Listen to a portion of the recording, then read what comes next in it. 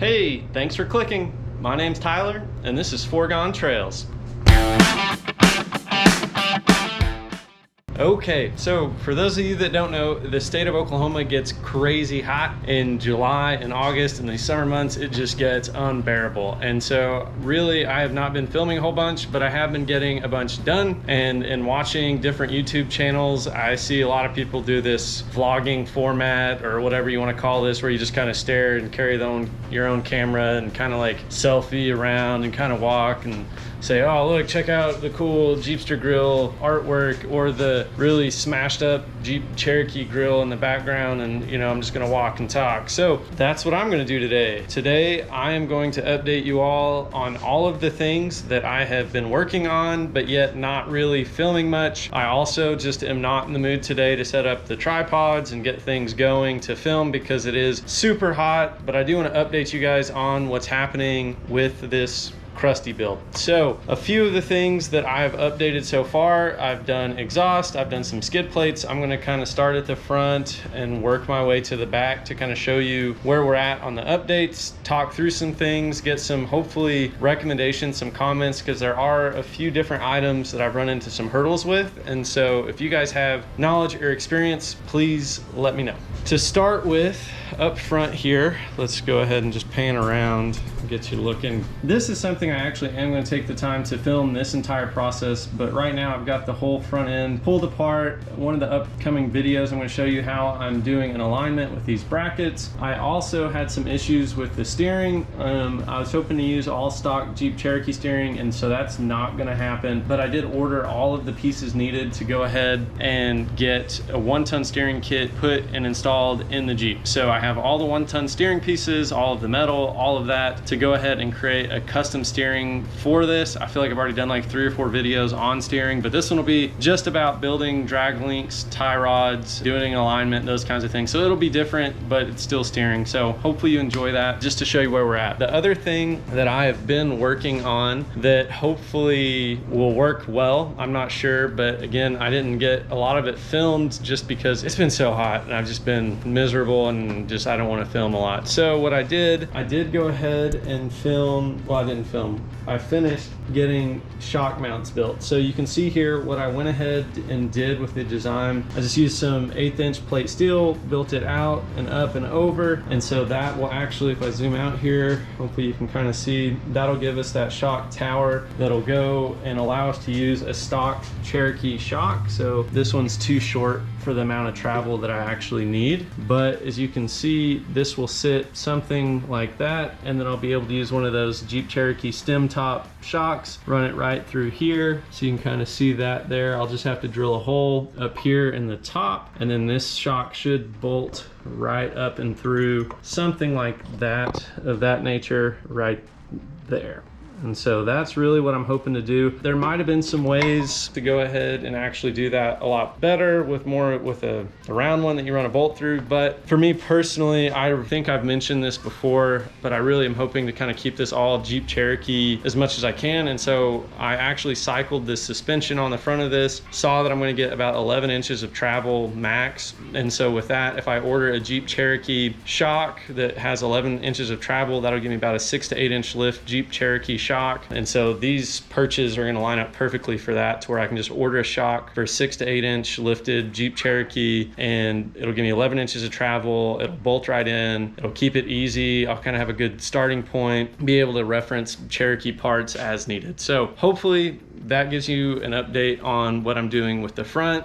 I'll be doing a video coming up for the steering, the 1-ton tie rod ends, how to install those, and then also that shows you a little bit of what I've done for the front shocks and how that looks. So here, I'll give you another quick close-up.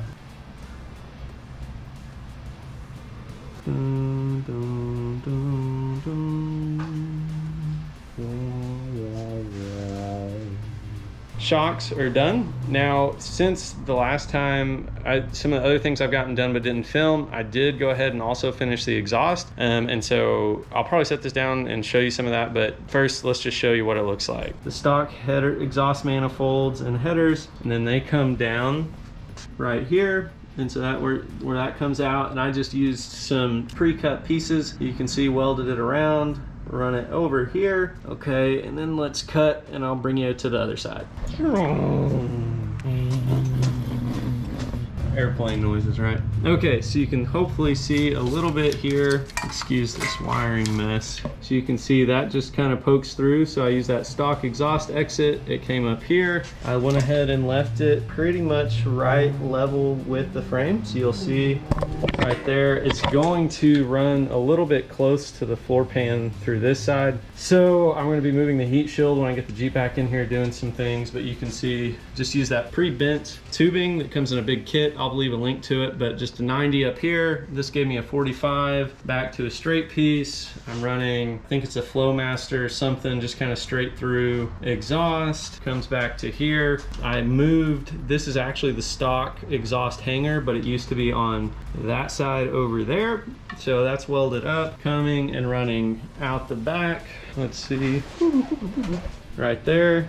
So you can see that, that's gonna run real nice and tight. And then if I bring it over here, it does clear the shock on this side because that's gonna sit more like that right there. And then my plan is to run this out the body and do more of a hot rod style piece to it. So I just kind of talked through that whole piece. As far as the exhaust goes, you can see left it pretty much all stock. I'm also, let me go ahead, I'm gonna take a pause here and let me go grab the other piece of what I originally planned to do with the exhaust. As a lot of you guys know, this is a budget build of sorts. Like, I'm really trying to spend the least amount of money as possible to get this thing built. And I had a friend who recently did some changes on his vehicle. He said, hey, do you want this exhaust? It's a really nice Banks header. I said, sure. He sent it to me, but it looks like there are some differences. So I'm gonna show you those differences and see if you guys have any knowledge about these headers for these Jeep Cherokees.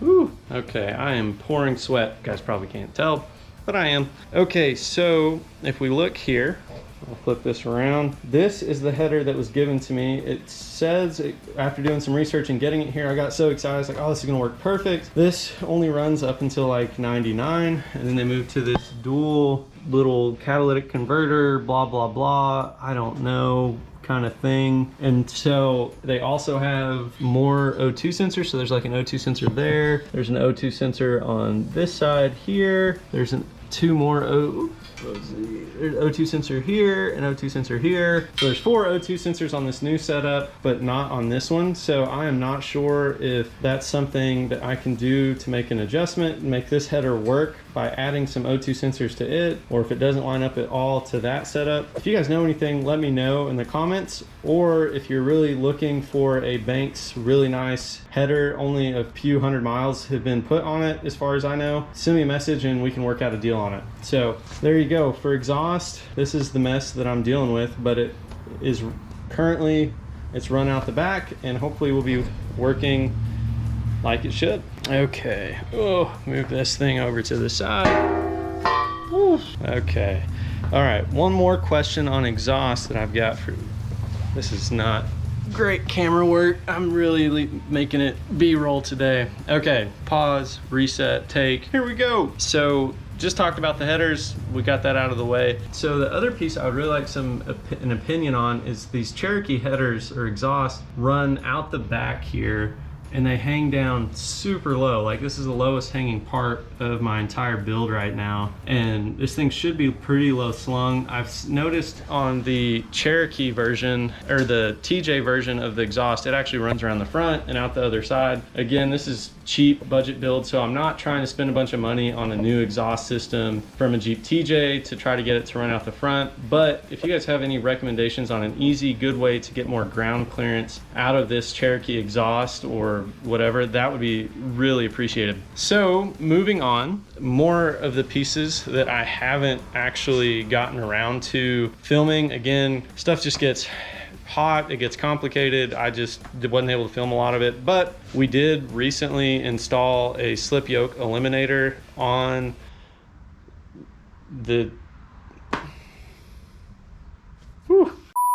okay, so recently I didn't get to film it, but I did go ahead and get a slip yoke eliminator installed. This is an NP231 that I'm running for the Cherokee, and so I'll show you here. It's all nice and pretty. We got that installed. It's good to go. I'll leave a link. I thought it was gonna be really complicated to go ahead and get this slip yoke eliminator installed. It was really straightforward. I used a few different rebuild videos on YouTube actually. It went together super well. Now I will say, let me go see if I can find these and I'll show you guys and I'll come right back. There was one particular tool that I kind of ignored on the videos that was really helpful in getting it put together and torn apart. So let me grab that. I am back and I have found the goods that you guys would need to purchase if you're looking to do the slip yoke eliminator install. I got lock ring or snap ring pliers and it's like, oh, we're gonna be totally great, everything's gonna be golden. And I really avoided the one piece of the video that was really important, and that is this. These right here, lock ring pliers. So you can see they're a little bit different. They've got a wider head on them and they actually help with those lock rings. So we got started on it. We thought it was gonna be super easy, had to stop, go get this tool, and it made a world of difference. So once we got that done, the install went like a breeze. So that's been updated. That's the next piece to this whole equation here. I also started on a skid plate for the transfer case. I'll give you some close-ups of that too. All the good stuff.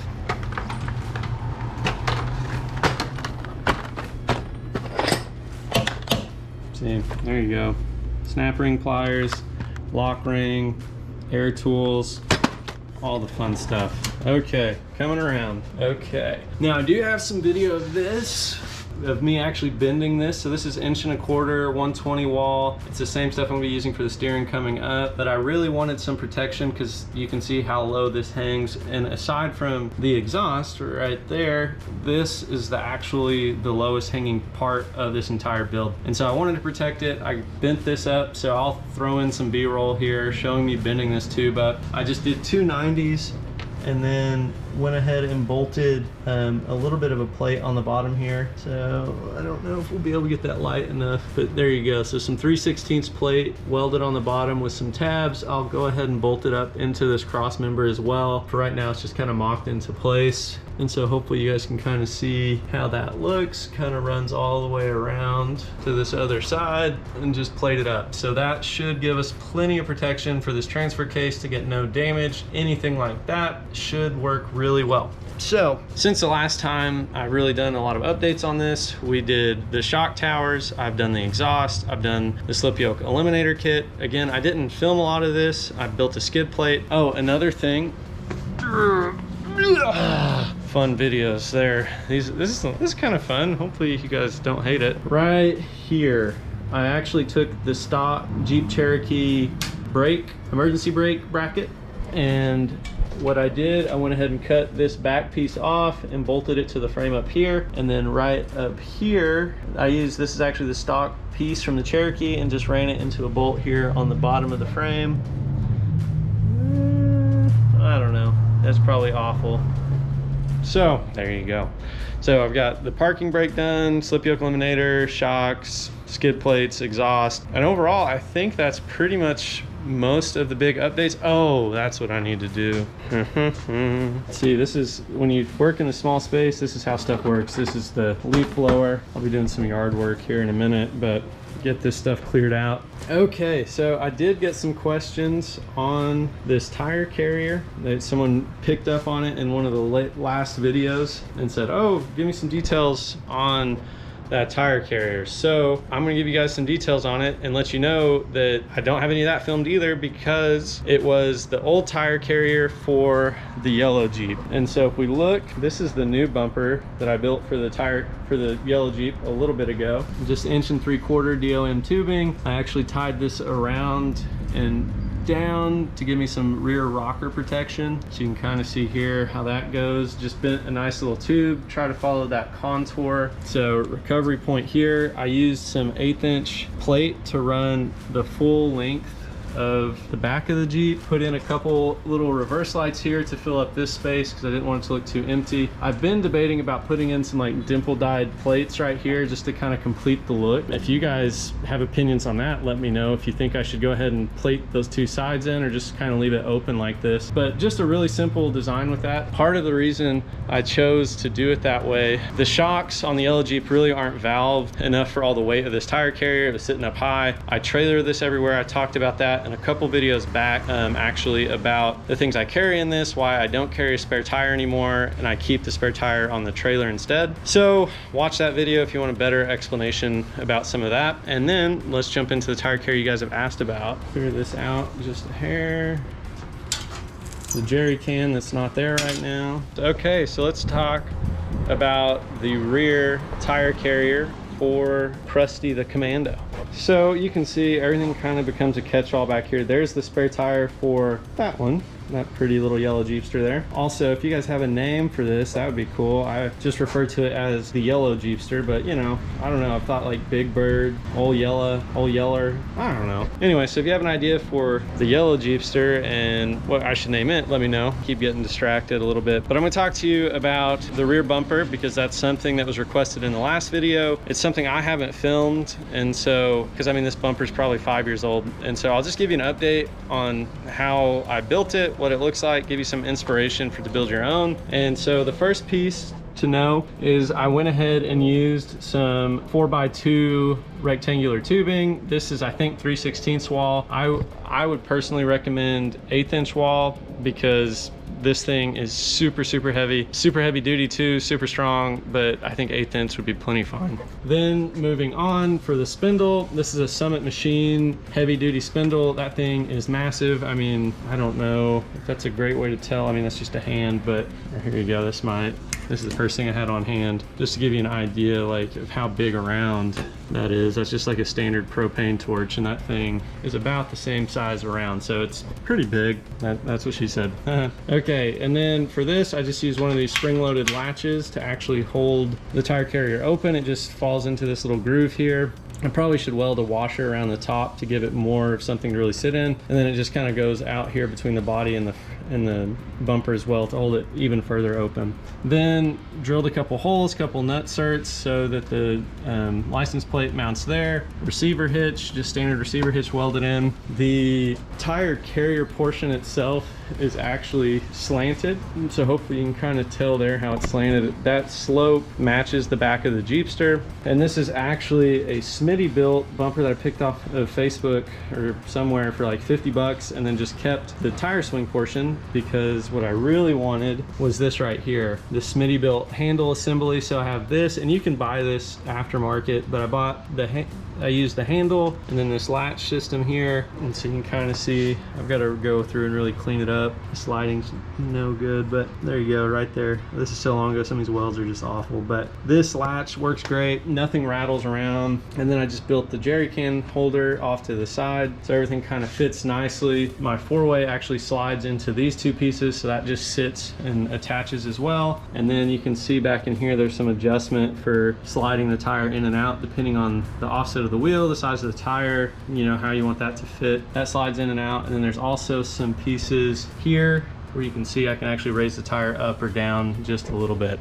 So hopefully that gives you an idea, super rough idea of how to mount one of these tire carriers. Oh, last piece to recommend as well. So if we look at here, when you're building these tire carriers, make sure to build a piece that goes here and actually runs, let's see if you can see that, there you go, back through the frame rail and attaches into the frame rail on both sides here like that. We were out at the 50th Jeepster Jamboree in Moab a number of years ago, and someone had built one of these tire carriers and only attached it to this outer plate here.